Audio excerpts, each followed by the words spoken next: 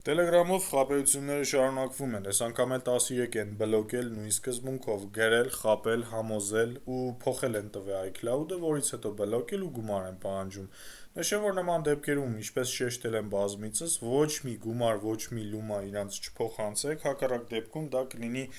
անիմաստ գումարի վատնում։ Ու քանի դեռ պատրաստ եք վճարել, իրանք այդքան շատ կսկսեն գումար ուզել։ Իսկ բոլոր նրանք, ովքեր շեշտում են, թե Apple-ին դիմելով, սերվիսին դիմելով հնարավոր է բացել, նշեմ, որ իմ մոտ եկած ոչ մի հեռախոսը